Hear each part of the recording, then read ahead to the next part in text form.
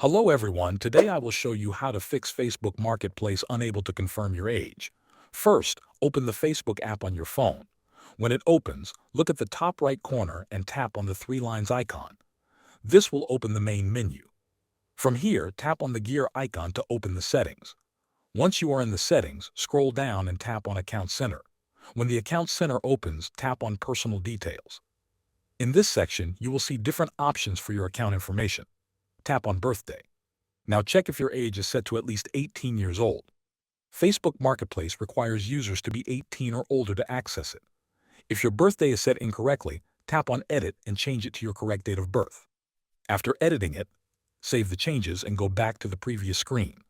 If you still get the unable to confirm your age message even after updating your birthday, go back to the Account Center menu again. This time, look for and tap on Identity Confirmation. In this section, Facebook may ask you to confirm your identity to verify your age. Follow the on-screen instructions and upload your government ID if needed. If the problem continues, you can also try logging out and logging back into your account or checking Facebook on a web browser instead of the app. These steps can refresh your account settings and fix temporary glitches. Thanks for watching.